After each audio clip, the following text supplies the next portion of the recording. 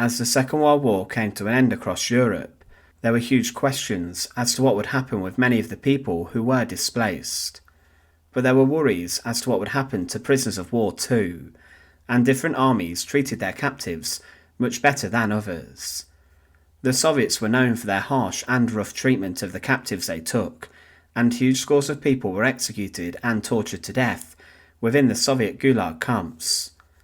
There were throughout World War II around 3 million German prisoners of war taken by the Soviets, with the majority being taken following the fightback of the Red Army as they pushed towards Germany. There were many prisoners of war released roughly 5 years after the war had come to an end, but it's believed that up to 1 million German prisoners of war were actually killed at the hands of the Soviets after World War II. Welcome to The Untold Past.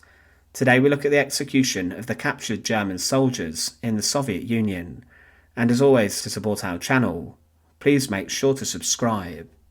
In the early years of the Second World War, no one could have imagined that Adolf Hitler planned to invade the Soviet Union, as he signed a treaty with Stalin to divide up Poland between the two nations. The Molotov-Ribbentrop Pact also guaranteed a ceasefire between Nazi Germany and the Soviet Union for 10 years, but this would not last long. On the 22nd of June 1941, Hitler's German army rolled into the Soviet Union, and they pushed far into Stalin's lands. As things went well for the Germans, there were few German prisoners who fell into Soviet hands, but after the Battle of Moscow and the retreat that came of the German army and the Axis forces, there were many who were captured. In the first months of 1942, there were 120,000 prisoners inside of Soviet prisoner of war camps, and they had to expand these because of the increasing numbers. The biggest and most shameful capitulation for the Wehrmacht during the conflict was the Battle of Stalingrad, and the Red Army encirclement led to the surrender of the German 6th Army and Field Marshal Paulus, as well as many other prominent soldiers and officers. Because of this, the prisoner of war numbers rose, but around 85,000 German soldiers died within months of being captured at Stalingrad due to the conditions that they were kept in, and the starvation and lack of sufficient clothing they were given. The death rate within the Soviet camps was dependent mostly on the situation itself inside the Soviet Union, and prisoners were regularly worked to death to provide food for the Soviet people. The prisoners of war were used for forced labour, and those who cooperated with the Soviets were given slightly better treatment and also better food rations and supplies, but many had been through years and years of brainwashing by the Nazis, being informed and told that the Soviets were the enemy and the worst of the worst, and people who needed to be destroyed. Hitler even issued orders amongst the Wehrmacht to slaughter Soviet political commissars who were to be executed on sight without any questions asked to wipe out communism. This commissar order led to thousands of deaths.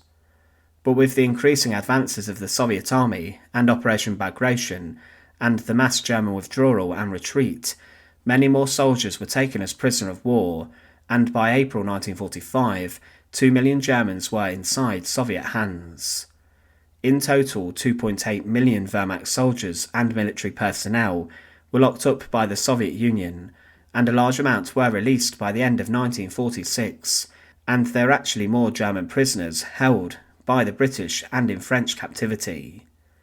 Inside of the Soviet Union, though, things were very tough for the majority of those captured German soldiers. The Soviet Union had never signed the Geneva Conventions, meaning that the German prisoners of war were not subjected to the laws and rules of warfare, and these stated that prisoners were banned from excessive work, and also the prisoners were required a specific daily amount of calories to consume. But with the Soviets not signing this, they could treat the German prisoners exactly how they wanted. The POWs were at the end of the war ordered to help rebuild much of the destroyed country and the infrastructure, and many were worked to death doing this. Lots were sent to logging camps in Siberia, or were subjected to mining in the Ural Mountains, where conditions were terrible and the weather was extreme. One German POW claimed that he was subjected to brutal assaults on a daily basis, disease, hunger and the cold. Another former prisoner claimed that, At first we had to load 2 train cars with wood during one work shift, then the norm was increased to 3 cars. We were forced to work 16 hours a day, on Sundays and holidays also. We returned to the camp at 9 or 10 o'clock in the evening, but often at midnight. We received watery soup and fell asleep, so that the next day at 5 in the morning we would go to work again. The German occupations of these lands during the Second World War had caused horror and wide-scale slaughter, as Nazi death squads rounded up civilians who were executed. In fact, some of these crimes still remain undiscovered to this day, and many of the prisoners of war held by the Soviets were killed in acts of revenge, and to many of the guards of these camps, the people who were locked up were the worst of the worst enemy. One of the highest causes of death amongst captured German soldiers was dystrophy, which was caused by malnutrition, but a number of prisoners of war tried to bring their ordeals to an end, and they even refused food, and sometimes even consumed dangerous substances, so they would either be released from their work, as they were too weak to work, or then be sent back to Germany. Some were even killed by the decisions they had made to starve, or died from their actions. Many of those who were held were sentenced as war criminals to large periods and terms of forced labour. There are differing accounts as to how many Germans died inside Soviet captivity. The Soviets claimed that 356,000 out of 2.4 million died, but others claimed that it was much more than this. Some claim that around 35% of German POWs died in Soviet hands, and the Germans estimate that around 1.1 million people died, and that the greatest number of these deaths occurred at the end of 1945 and the beginning of 1946. This was due to the especially harsh winter and the lack of proper clothing that the prisoners were given, as well as further problems with food and supplies reaching prisoners and different camps. A German officer, Heinrich Eichenberg, claimed that the stomach problem was above all, soul and body were sold for a plate of soup or a piece of bread. Hunger spoiled people, corrupted them, and turned them into animals. The theft of products from our own comrades has become common. Repatriations of German prisoners of war were carried out in part in the years after the end of the Second World War, and the German prisoners had built huge new pieces of infrastructure and repaired some of the damage caused by the German army and the war.